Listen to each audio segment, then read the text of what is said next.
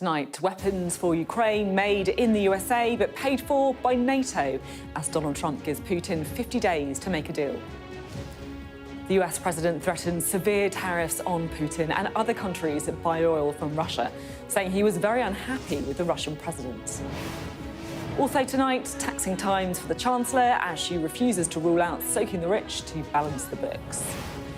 Economists say the cost of living crisis is over, so why doesn't it feel that way for millions? Our economics editor, Ed Conway, will explain why. A double whammy for the BBC. A report upholds more than half of the accusations against Greg Wallace, even as the corporation is found to have broken its editorial guidelines over a Gaza documentary. Plus, as Rachel Reeves champions the benefits of chess for young people, we'll look at whether political strategy in the real world is a bit less black and white. All that and more with our checkmates, Andy Street and Max Wilson. They'll be with us for the next hour.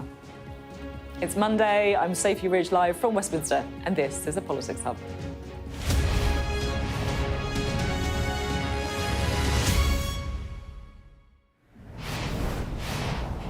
Hello, good evening. Well, Donald Trump has given Russia 50 days to stop the war in Ukraine or face what he calls severe sanctions from the US.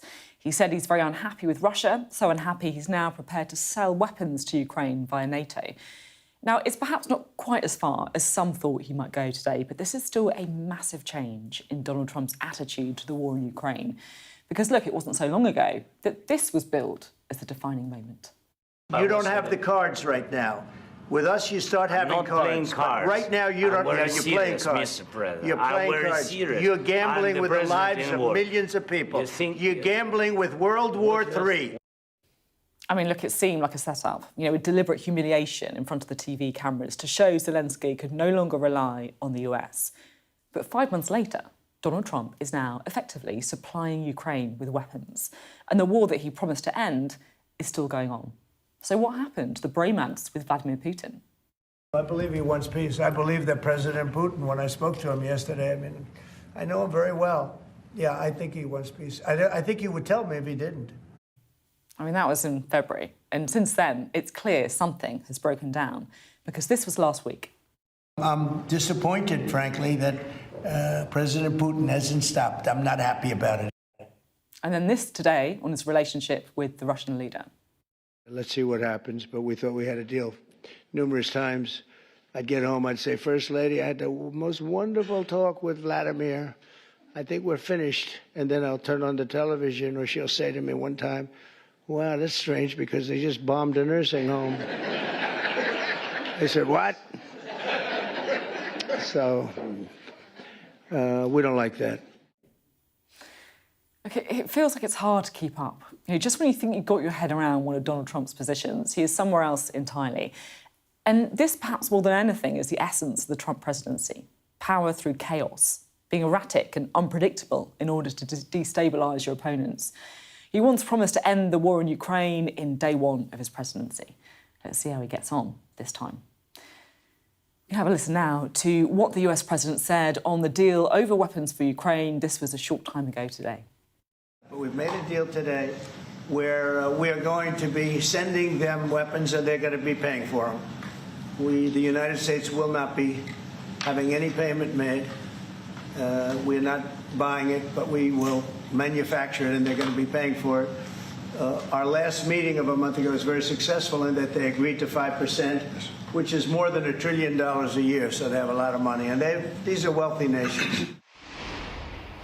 Well, in a moment, we'll speak to our security and defence analyst, Professor Michael Clark. But first, let's go to our US correspondent, Mark Stone, who is in Washington for us. Mark, what do you make of what happened today?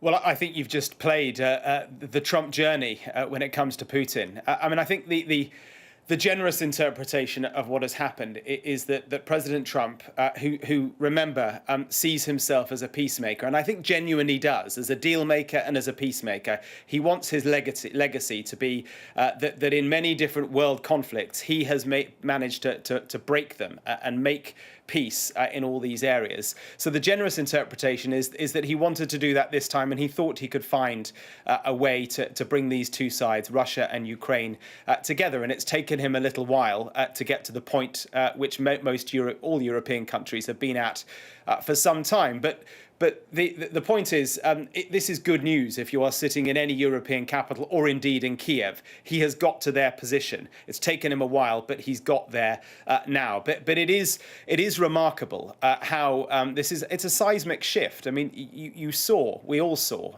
what happened in the Oval Office. He has with Zelensky. He hasn't up until now been able to recognise that Russia is the aggressor in this. He has not been able to side America with the Ukrainians. That today has changed, and that is a big moment indeed. As ever, though, with Donald Trump, the details are a bit woolly. We don't quite know what weapons specifically he will now be selling, because that's what it is. It is a sale. What weapons he will be selling to Ukraine or to Europe to hand over to Ukraine. Are they going to be just offensive weapons? If that's the case, well, the Americans have been kind of doing that already, but it seems this is an uplift. Or are they just defensive weapons, or are they offensive weapons as well? That would be a marked change. And then the other thing, of course, because Trump is Trump, is he's framing all this as a deal, as a transaction. He is a transactional president. And so in order to placate his base and those within his own America First coalition, he is saying to them, remember, they are many of them isolationists, he's saying to them, don't worry, we're going to get a whole load of money out of this because we are selling these weapons to the Europeans. He is also plainly still giving Putin a bit of a chance. He's kicking the can down the road. So in many senses, this is classic Trump. He's shifting position when he recognizes that he's being tapped along by Putin. Those are his words from a few weeks ago. And he is also trying to give Putin a one more chance, so he says, 50 days, the 1st of September, in order to play ball, to find a deal, or he says he will introduce what he's calling secondary tariffs, effectively sanctions against third countries. The last thing, I think, which I think is very interesting, listen to what he said here. He said it twice today. Interesting, he's chosen to say it twice, that he had conversations with the First Lady, with Melania, a woman who we hear and see very little of, or have done over the course of this presidency. She appears to be taking a different tone or a different view of Trump than he is. Have a listen to this. I go home, I tell the First Lady, I spoke to Vladimir today. We had a wonderful conversation. She said, oh, really? Another city was just hit. So it's like, look, he's, I don't want to say he's an assassin, but he's a tough guy. It's been proven over the years. He's fooled a lot of people. He fooled Bush. He fooled a lot of people. He fooled Clinton, Bush, Obama, Biden. He didn't fool me. But what I do say is that at a certain point, ultimately talk doesn't talk. It's got to be action. It's got to be results. And I hope he does it.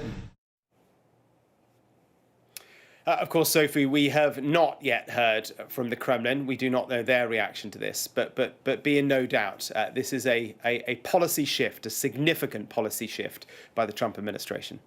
Really interesting to get your analysis there. Mark Stone there from Washington. Well, let's speak now to someone who can really explain the kind of military aspects of this, Professor Michael Clark. Do you think this is going to have, a real impact on the war in Ukraine, or is it not really going to move the dial? Well, it should if the United States follows through in the way that President Trump indicated. He didn't give many details. The weapon system he spoke about last week and mentioned again today is Patriot anti-missile missiles, and the Ukrainians certainly need those.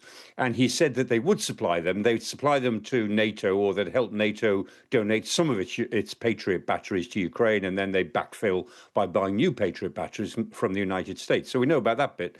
But he didn't say what these offensive weapons were that had been briefed by the White House late last week on Friday and Saturday. Now, Mark Rutte, who was in Washington today, he said there'd be a massive military equipment program. But again, he didn't say what that meant. So we've got to wait and see. I mean, Boris Pistorius is there. He's in Washington today talking to the Pentagon. He's the German defense minister. He may have a sort of shopping list of things because the Germans are taking a lead on raising the money to buy stuff from America to take to NATO to give to Ukraine. So in theory, this could begin a process of rearming Ukraine with certain key weapon systems, but we don't know what they are yet. And it will be certainly a few days, I think, before we have any clarity on what the front end of this package is. We know what the back end is in military terms, which is Patriot defense missiles. But what the offensive systems are that Ukraine really needs to push the Russians back or to have a chance of pushing them back, we really don't know yet. But in principle, if the Europeans are prepared to buy them, America is now prepared to sell them. Yeah, so it could be a shift, like you say, but still waiting on these all-important details. Thanks very much for your analysis, as always. Right, let's bring in our duo for the evening, shall we? The former Labour Party political advisor, Max Wilson, and the former Mayor of the West Midlands, Sir Andy Street. Great to have you both on the programme today. How significant do you think this move is today from Donald Trump? Oh, I think it's a huge day, Sophie, in the sense, as Mark said. So it's very good for Ukraine. It's very good for the negotiation against Putin, because, frankly, he only understands negotiation from a position of strength. But probably most significant of all, it's a brilliant day for NATO. And remember, a few months ago, we were worrying that the US was going to turn its back on the Atlantic Alliance. I think Mark Rutte, the new Secretary General, is sitting there feeling very pleased with what's come out today, because the Americans are now firmly back on side. That's interesting. So they're linked through NATO, kind of part of the bigger picture as well, perhaps? I think so, yeah. So obviously NATO are in the vortex of actually doing this, quote-unquote, deal. But actually, it's about the Americans being a trusted ally part of that again. So that's the really big picture from today. Max, what do you think? I agree with Andy. It's a seismic moment. It's really good news for the West, for the UK as well. But I think it's really interesting that, President Trump will never admit this. He'll never back down, never admit failure. But it is a complete strategic change in his approach. He's essentially admitting that what he's been doing for the last month, trying to placate Putin, using nothing but carrot, and meanwhile berating our ally in the Ukraine, in the Oval Office, hasn't worked. He realises now that, as Andy has said, Putin only recognises force. So it's good that that President Trump has recognised this, but for a guy who supposedly is all about the deal, I'm surprised that it's taken him this long to recognise a U-turn is needed. I'm interested from a business perspective as well. He's getting money for this too, right? So he's going to make profit out of it. He is. But if I've understood it correctly, NATO are paying. And what he failed to say is the US is actually the biggest funder of NATO. He likes to make it out that the Europeans are going to pay for all of this. But if I understand it, there is American tax dollar going into this as well. Don't let the guys over in the States, MAGA lot hear that. They're not going to be very happy with that. Yeah. That's very interesting. Definitely. I think that's obviously a framing exercise, because if Trump was to come out and say, I've changed my mind and we're going to fund all this weaponry for Ukraine, he would have huge domestic political problems. But by framing it as an economic endeavour, it's good for America. Hopefully he's going to be thinking that's going to help him sell it domestically. Really interesting. Thanks both very much indeed. We'll have lots more from you throughout the programme as well. And of course, America's role in the war in Ukraine sure to feature as well in tomorrow's papers. We'll have our extended press preview from 10:30 this evening with tonight's news and tomorrow's headlines. Joining us will be the columnist and broadcaster Steve Richards and the former Conservative Special Advisor Sam Shah. Right, let's turn now, shall we, to the economy, because the past couple of weeks have been, well, pretty taxing for the Chancellor, see what we did there, who is now under pressure to fill a multi-billion-pound black hole in the public finances. And speaking earlier today, Rachel Reeves also didn't rule out introducing a wealth tax. No Chancellor is ever going to write a budget months before the budget is delivered, before a date even has been set for the budget. And I'm not going to provide a running commentary on the budget, but I do want to be clear that the manifesto commitments we made about not increasing those key taxes that working people pay, their income tax, their national insurance and VAT, those commitments stand, because I do recognise, and this Labour government recognises, that it is working people who paid the price under the previous Conservative government for the economic mismanagement, and I don't want working people to be hit again. Well, our political correspondent Tamara Cohen joins us now.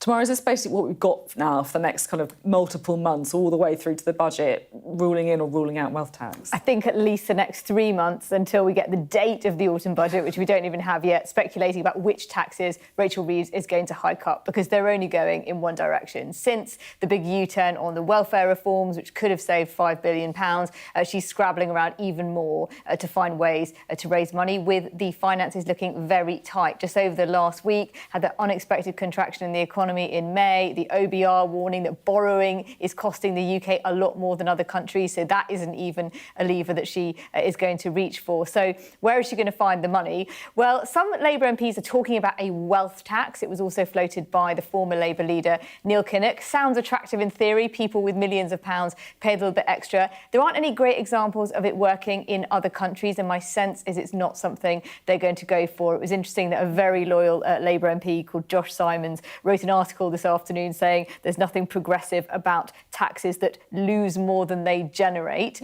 So if they don't go down that road, she said she won't hike the main taxes like income tax, national insurance, VAT. We know that at the moment the thresholds for income tax, the 20p rate, 40p rate, are frozen until 2028. Could they extend that further? Is that what she'd call a tax rise? I think a lot of economists think that even if she did, that wouldn't be enough money to keep things afloat. So they're relying very heavily on economic growth. Really interesting. We're going to be talking more about wealth taxes with the new head of the IFS as well, who makes the point that what is a wealth tax? There's lots of different versions of this that you can do as well. But interesting to hear your analysis there, Tamara. Thank you very much indeed.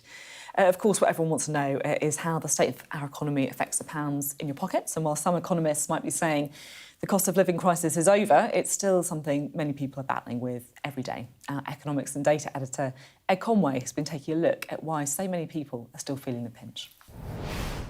Now, some people have been saying recently that the cost of living crisis is over. But why doesn't it feel like that? Because in some senses, it's not. I'm going to show you a few charts that kind of make that point here. This is showing you the actual cost of living. This is inflation, but not just the annual rate of inflation, but the level of how prices change over recent years. OK, so this is the basket of goods we tend to spend our money on. And when economists talk about inflation, they're usually talking about what has happened to that line over the past year. So the difference between that. And you look at that, and it's 3.4%. It sounds kind of relatively low compared with recent years, doesn't it? But actually, when you go to the supermarket, you're not just thinking about that period. You're thinking about how much things used to cost a few years ago. And when you look at that, over the past 4 years, prices have gone up by 25%. So partly it's that perception. Inflation doesn't really capture what we're actually experiencing when we're going to the supermarket and looking at prices. But partly it's because there's all this other stuff going on as well. As that's going up, wages are going up, but there's a question about how fast those earnings are going up in lockstep. And I'm going to give you a sense of that in the coming years. OK, so this is showing you, imagine that earnings go up by 10% in the next few years, which is broadly in line with what the OBR is expecting. A lot of that gets dug into by inflation. I've just kind of arranged it from the poorest, relatively poorest, through to the wealthiest here. If you imagine inflation cuts into everyone's earnings equally, which it doesn't, by the way, but we'll come back to that in a second, then that 10% suddenly goes down to 2.5%. Doesn't look so good, does it? Because of the cost of living. But that's not the only thing. You've got to bear in mind the fact that national insurance is going up as well, in real terms, isn't it? You've got more people being squeezed by those tax thresholds basically being frozen. Take that into account, and look what happens to the bars. They go down even further. It kind of depends on where you are on the spectrum. But look, for £50,000, it's basically flatlining. For someone on £13,000, ditto. But that's not the only thing. You need to take into account the fact that council tax is going up, or likely to go up over that period. And look at what happens to the bars now. That some of them are in negative territory. So suddenly, what looked like a 10% rise is actually a fall for someone on £50,000. And for someone on £13,000, it's quite a big fall.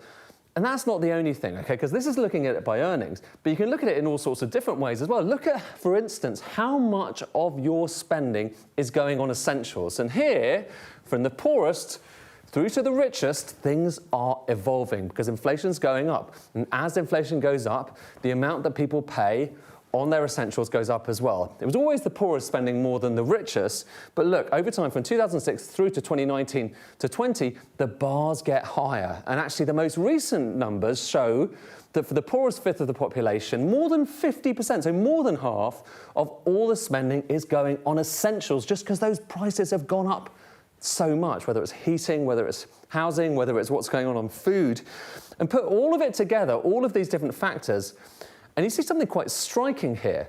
Over the next few years, the expectation is that pensioners, in terms of their real household disposable income, are going to be getting better off, but children are getting worse off. Again, break it down even more, and you can see that social renters, those who own their homes outright and indeed with a mortgage, those of working age, gradually getting a bit better off, but children and also actually private renters, because of course the cost of private rental is going up so much as well, they are getting worse off over that period, underlying that really the cost of living crisis, it may be over for some people, but for a lot of people, it's still a living experience. Oh, let's talk to Max and Andy, shall we? Fascinating, as always, with Ed's graphs. I feel like I learn a lot from them. And I guess that truth that the cost of living affects different people in different ways is so apparent there. I mean, that line there with pensioners versus children, I mean, it does feel like, do you think that, if Labour had really gone out there and made the argument a bit more for the winter fuel allowance, we could be in a different position? Definitely. The policy wasn't entirely wrong with the winter fuel. Means testing rich pensioners, there is definitely an argument to be made. The way it was handled was poor, and so much political capital was spent selling this to the PLP, and all the Labour leadership got from it was grief about what they were hearing on the doors. This dynamic was then reflected again when it came to the welfare vote on changes to PIP. So what we've got now is Labour came into government with an economic strategy. Let's do the hard things first. Let's get some things like the planning bill going so that hopefully we can benefit from economic growth in the second half of the Parliament. That may or may not happen, but at the moment, the economic signals are not great.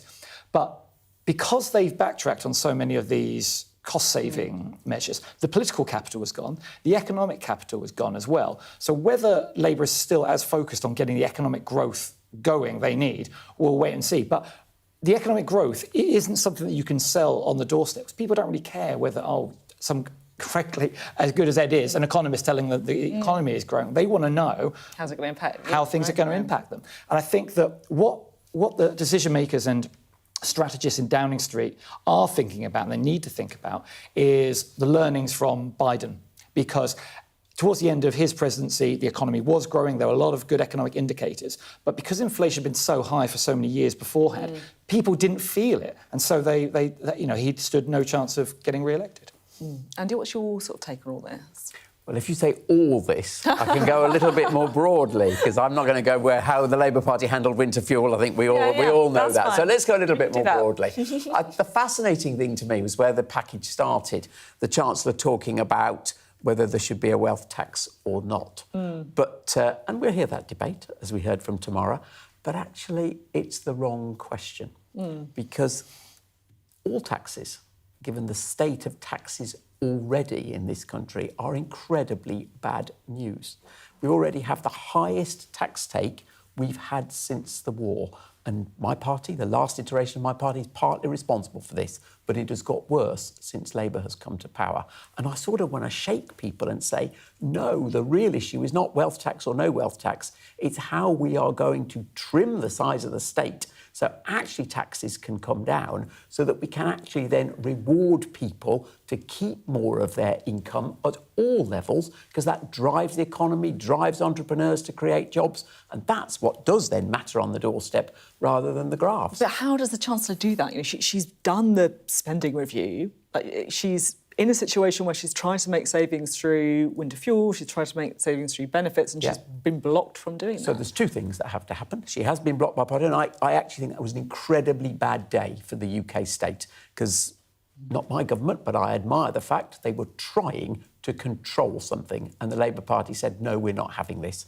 And they do have to re-establish their authority, because, again, trying to be non-partisan about it, the growth in the public sector in this country since the Brexit referendum is eye-watering, and businesses are paying for that, and that is not long-term sustainable. So there have to be measures to cut back on that. I'd start, frankly, and it's very easy thing to say, I'd start actually on the civil service in London. The growth has been enormous. But then I would also be saying, how can we, and to be fair, George Osborne did this very, very well, austerity at the same time as creative use of the tax system to stimulate business. Look how the arts sector has been stimulated by all that he did. Look how we found, incredible growth in entrepreneurship during that period, the number of startups, Startup Britain. So you use the system to stimulate business, not just talk about how you take more from business. But come on, trimming civil servants in London, that's not going to plug a £10 billion. I didn't say it did. Not at all. I didn't say it did. I said you start. You have to set a direction which says we are not going to just accept, keep on raising the tax take. And thus far, this government has gone to businesses first for the tax take, and it is definitely damaging the real economy, not creating the jobs that Max talked about Biden creating. What's your take on the tax argument? Because it feels like that's where we're moving towards, right? An autumn where we're going to get more tax rises. Would that be a good thing, bad thing, inevitable? What do you think? It's not a good thing that we're going to be raising more taxes. No, as I agree with Andy, taxes are frankly too high. It's not sustainable to raise them much further. And I think most Labour MPs would agree as well. They don't want to keep raising and raising. But we have now got into a situation where we need to plug the economic hole at the moment. And I think that, I'm not sure about wealth taxes, but I think, income tax thresholds have been talked about, and I don't think it's going to be any great secret if that's going to be one change.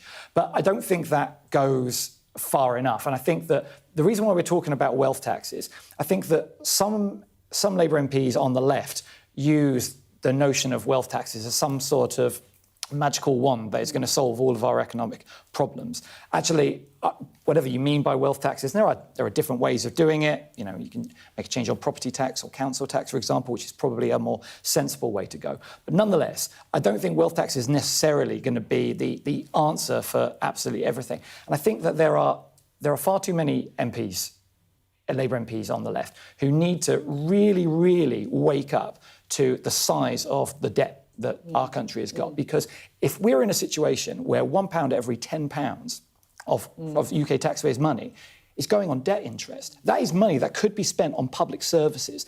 And Rachel Reeves and Keir Starmer have been trying to alleviate that. They've been trying to do that, and their hands have been tied by certain Labour MPs. And I think that there needs to be a broader discussion about what is actually progressive in UK politics, what is progressive in the UK economy. And so much has been made about Starmer not being politically political philosophy, particularly. He's about results. He's about getting at the end product. The end product is more money in people's pockets, a growing economy. Then we need to think about how we get there. And spending more and more money on gilt yields is not the way. It's one of those things, isn't it, where it kind of kills you when you see those charts saying we're spending more on debt interest in various government departments. You're just like, But don't you think, Max, if I'm allowed to ask you a question? You are. That the time is now here where the leadership of the country has to say it cannot go on, where we are just increasing tax rates. And frankly, it's a debate about how and where those tax rates are coming about. I want someone just to say, stop the train, we're going to get off this, because we have got, as you say, to have some honesty about that. And Labour MPs need to be told that, and actually the Prime Minister and his Chancellor need to be saying that. So what I want to see of Rachel Reeves on the television is levelling with people, not having what is actually a phony debate about the wealth tax. I agree that there should be more honesty about this, and I think that's what Rachel Reeves has been trying to do. She's been trying to make the argument about that we need to cut certain elements in order to better balance things. But I think we also need to be honest about what will happen if there aren't some tax increases in the short term, because the bond markets will react, and you don't have to have a long memory to look back and see what the repercussions could be. But you could choose not to accept that £28 billion extra of spending. OK, it's very hard to find the answer, but that's the other way of dealing with it. Can I ask you one thing before we move on Birmingham? Because we have seen this... if we must. Obviously, you've got a strong sort of record there as the former mayor of the West Midlands, but are we seeing the impact on kind of local services with those strikes in Birmingham, the row that we've got going on there? No, I think we have to be entirely fair about this. The Birmingham situation is a uniquely Birmingham situation. Okay. So we are in the mess that we are in Birmingham because of a failure of the Labour Council in Birmingham to deal with equal pay. We are not seeing that same crisis in all the other councils across the West Midlands. I'm not denying that other councils across the whole country, never mind the West Midlands, face huge challenges balancing their budget. But the situation in Birmingham is unique incompetence there. So I think it would be wrong to say what the ghastly scenes we see of the rubbish in Birmingham and the bankrupt council is a sort of omen of what's coming elsewhere. OK, really interesting debate. Thanks both very much indeed. You're watching the Politics Hub. Coming up, we'll be getting the thoughts of the new head of the IFS on what levers the Chancellor has left to pull. That full interview is up next.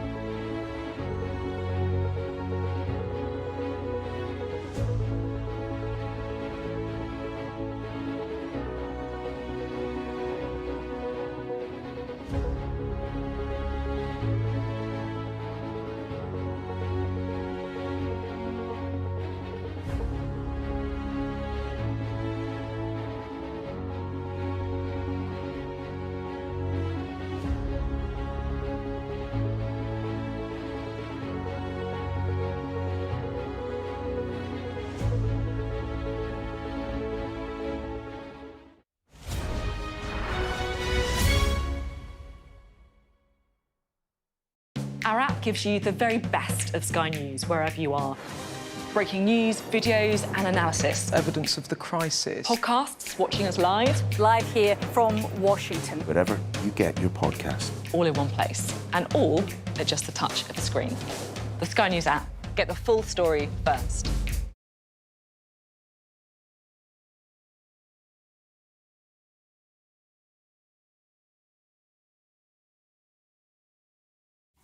Hello, welcome back. Well, we've been talking about the economy a lot on the programme today, and a little earlier I spoke to the new director of the Institute for Fiscal Studies, Helen Miller.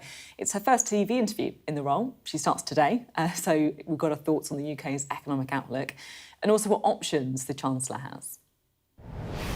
Thank you very much for being here, particularly today, which is your first day, I think, as head of the IFS, so thanks for carving out that time. Thank you for having me. The IFS obviously has now quite an influential role in shaping political debate and also, frankly, carving out government policy as well. So what are your kind of priorities as director? Well, I think in some ways to carry on doing what the IFS has always done really well, which is partly behind the scenes to create the evidence base so that governments have the evidence on which they can make, important decisions, and partly to keep holding governments to account, so to keep talking about the issues that they're not keen to talk about and raising awareness of the really important things to make sure that both governments and voters and all of us know the big choices the government have. It feels to me like there's been a very kind of gloomy assessment of where the UK economy is right now, whether it's debt levels, whether it's an ageing population, whether it's the kind of tax versus public services people expect. Do you sort of share that concern, I guess, is my question? Well, I share the concern that there are definitely challenges. I think we're right to be worried about high levels of debt, high levels of debt interest, growth that's been anaemic for a long time and that, really matters. So I think they are concerning. I'm not gloomy in the sense that I think we could do better, actually. Not that it's easy and there's a magic button the government could press that would make everything OK, but I think we could do things that would make growth better. We could manage the public finances in a way that that started to get debt down. So How would you do those things then? well, I think on the growth one, I think which is really the thing that would really move the dial. I think what's difficult is that there's no one policy. I think you have to do the hard yards across lots of policy areas. But just to take one example that I know well, and take tax policy, what the government's really done is tied its hands and say, I don't want to do very much, or we'll scrape by budget. But actually, it raises so much money in tax in ways that are often really pretty damaging to growth. I think we should be throwing the kitchen sink at this, and in all policy areas, including tax, finding ways to drive up growth. So there are taxes we have. Give you one example, stamp duty. I think every opportunity we should bash stamp duty is an awful tax. We could revalue council tax, raise more through council tax, and scrap stamp duty. That would be pro-growth. I mean, there's lots of things like that. So stamp duty is a bad tax because it basically has a distorting effect on the housing market, is that? Yeah, it just slows down people. It just discourages people from moving house and gums up the housing market. And look, taxes often come with downsides. I think the point of stamp duty is that where's the upside? What is it giving you that another tax couldn't give you better? Whereas if you get the same money through revaluing council housing, which I guess some people would say would be more fair as well. Well, yeah, the council tax has got a few problems. One of them is that currently it's really unfair because it's based on property values from 1991. I mean, imagine if we did that with income. If we based your income tax bill on your income in 1991, we'd know that was absurd. But we're doing that for our housing tax. But it's regressive. So the more expensive the property you live in, the smaller the share of your tax. And I think it's hard to justify that element of it. What's your view on a wealth tax? Well, I think people mean different things by a wealth tax. I think if you mean a tax on the annual stock of wealth, then I think it's not where I would go, basically. I think it's got problems in principle. It basically taxes wealth the longer you hold it. It discourages saving and investment. And in practical terms, the government is not currently valuing all wealth. It would be a really big thing to get this kind of off the ground and administer it. What I think we should do is look at the taxes we already have on wealth, so capital gains being a great example, and fix those. And again, that's a great example where we have lower rates of tax on capital gains, but at the same time, because of how we design the tax reliefs, we'd manage to discourage investment and risk-taking. So again, we should look at reform. We should fix the tax base, not, for example, tax inflationary gains, but do tax gains in a more sensible way. So I would start with what we've currently got and making that better. There's been an awful lot of discussion about taxes because of the situation that the Chancellor is in at the minute. It looks very difficult for her to get through any kind of savings through spending cuts. She's done the spending review, she tried to get disability changes through, that didn't work. And obviously, when it comes to debt and the interest we pay on debt, she feels like she's right butting up at the end of her fiscal rules. Do you think it's inevitable that taxes will go up in the autumn? I don't think it's inevitable in the sense that I think we should remember that the government has a choice here. It's not like a law of nature. There are other things a government could do, and different governments could do different things. So I don't think we should think that the only thing the UK can do is put up taxes.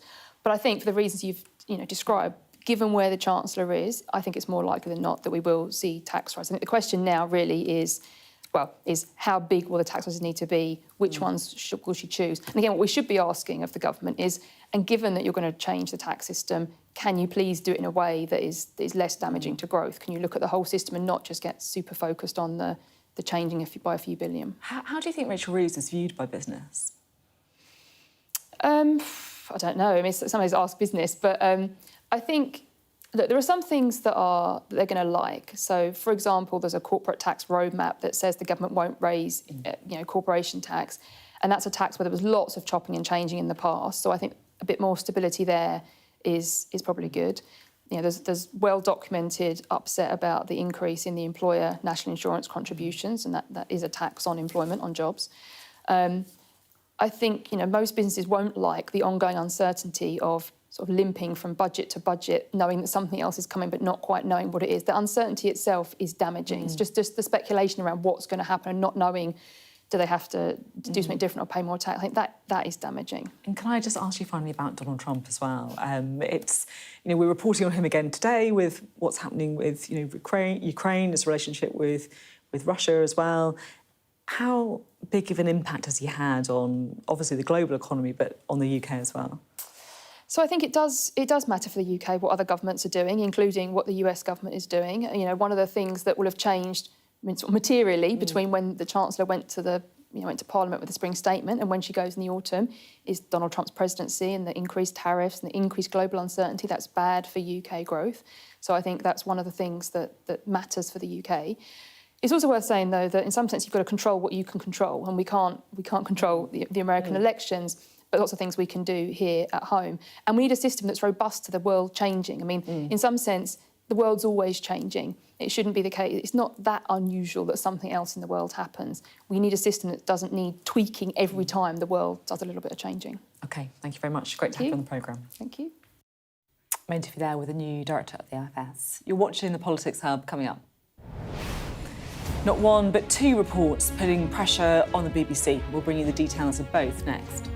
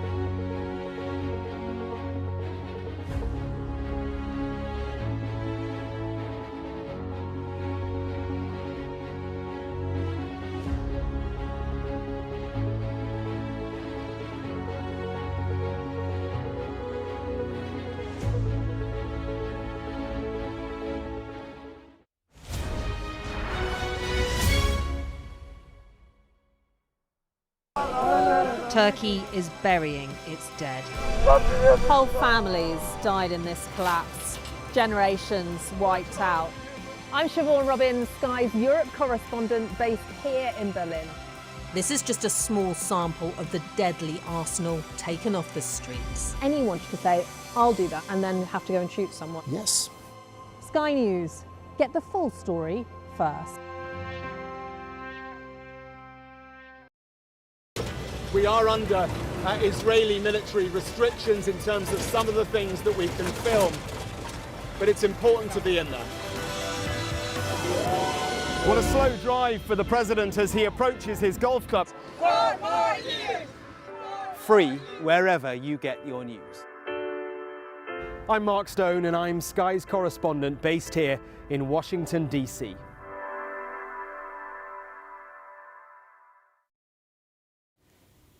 Hello, welcome back. Well, the BBC has come under pressure again today on two fronts.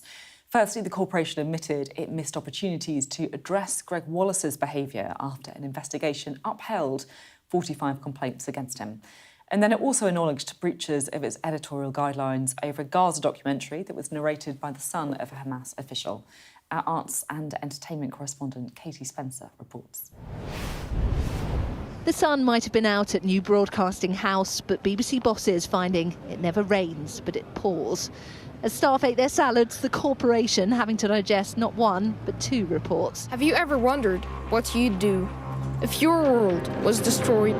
One into its editorial integrity over this documentary on Gaza. Our 4 best chefs, they will go straight through to the next round. Another on whether it allowed inappropriate behaviour to slide on its top cooking show, finding itself in hot water. I asked the board directly why nobody had resigned or been fired over the series of failures that we've seen recently. What I've had in response is an action plan that is aimed at addressing the reasons why some of these failures happened and making sure that they can never happen again. A report into Greg Wallace's behaviour commissioned by the production company which hired him, upholding 45 of 83 complaints made against him, including 16 claims of sexually explicit comments, 12 claims relating to inappropriate jokes, 1 allegation of unwanted touching, 4 claims of culturally insensitive or racist comments, 3 claims he was in a state of undress, and 7 allegations of bullying. The presenter saying in a statement he'd faced trial by media, fuelled by rumour and clickbait. None of the serious allegations against me were upheld, he said. I challenged the remaining issue of unwanted touching, but have had to accept a difference in perception. I am deeply sorry for any distress caused. It was never intended. While his recent diagnosis of autism is cited for his difficulty in reading social cues, there's been some backlash from within the neurodivergent community. I think we do need to call out that blaming misconduct on autism, it just throws the autistic community under the bus. And, this is a moment for us to reflect on how we talk about disability, power and accountability. And it's super important that we don't allow the weaponisation of neurodivergence to shield influential men from scrutiny. The BBC has now said it's sacked Wallace, but that's not the only drama.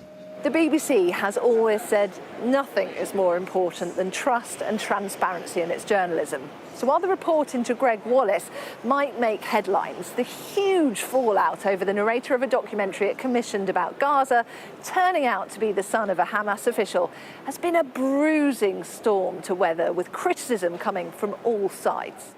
Would you help people? How to Survive a War Zone was ultimately pulled by the BBC from its iPlayer. The much-delayed report into what happened, finding the BBC breached its editorial guidelines on accuracy.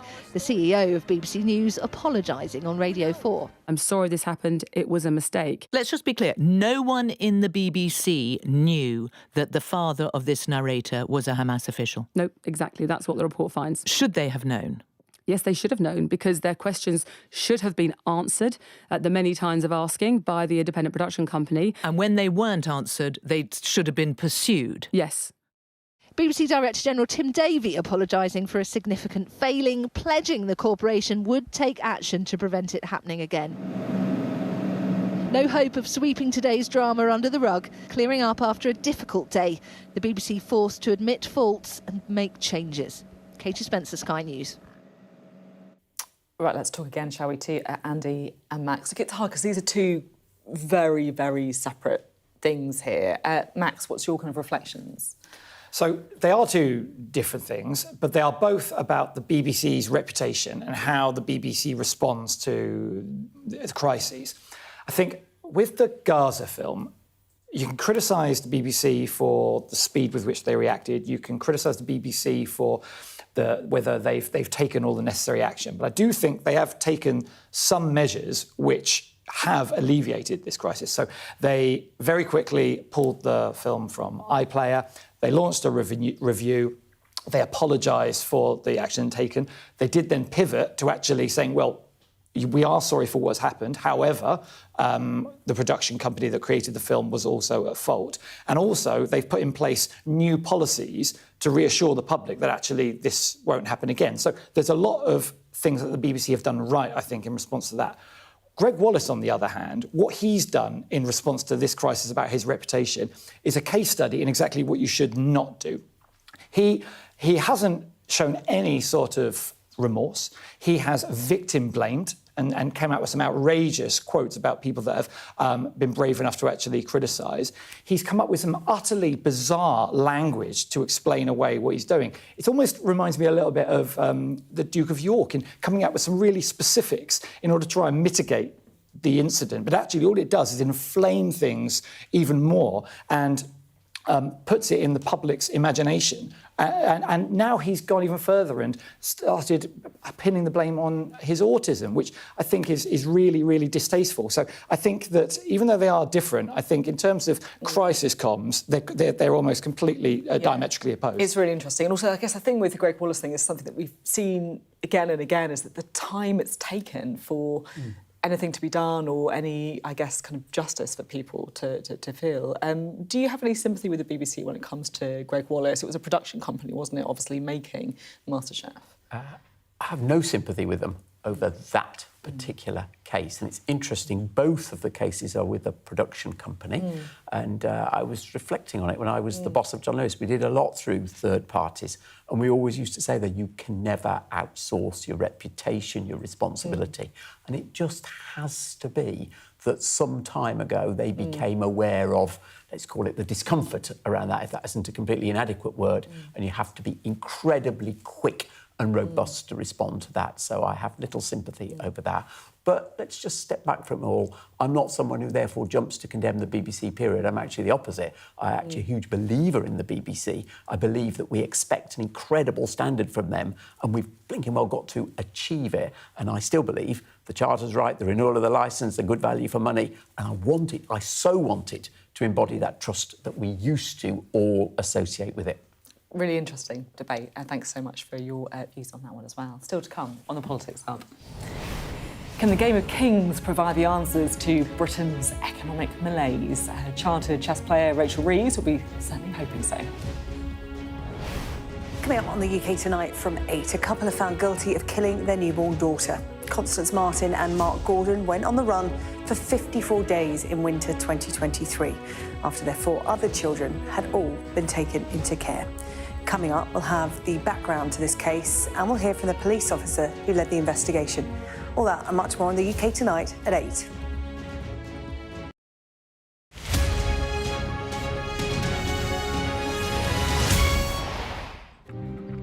I'm Martha Kellner and I'm Sky's US correspondent based here in Los Angeles. Sky News, the full story first. I'm Martin Brunt and I'm Sky's crime correspondent. I'm David Blevins and I'm Sky's senior Ireland correspondent. I've spent 30 years reporting the journey from conflict to peace. Free wherever you get your news. I'm Neville Lazarus and I'm Sky's reporter based in Delhi. They are pushing forward, trying to get people to disperse.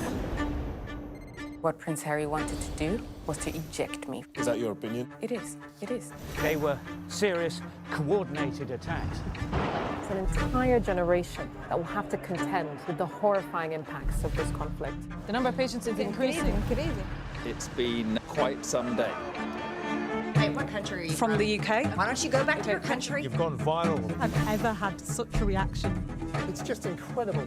Since the Oval Office meeting, have they reached out to you? If Ukraine asks for help and its allies decide to help, then that's the end of it. Criticism of you, the president, is banned. How is this a fair election? Historic day here today. Beth Rigby from Sky. You said to people, I'm not coming back for more, but you have come back for more. There could be some more painful decisions to come. Thank you. Thank you. Fire, shouts the commander. There's a dash to safety. We've now got to wait inside the shelter to see if there is incoming. I'm Deborah Hames, Sky's security and defence editor. Should Russia's war with Ukraine escalate significantly, pilots like these could be called upon to go into combat for real.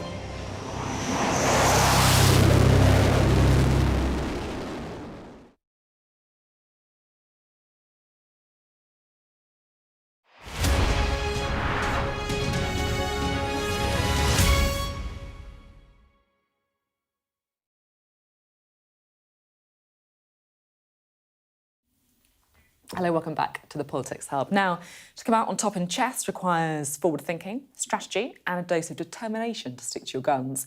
Perhaps all skills needed for what it also takes in the world of politics. And of course, Rachel Reeves is a big fan of the game. The Chancellor's played since she was a girl, and she's announced £1.5 million to get more kids playing too.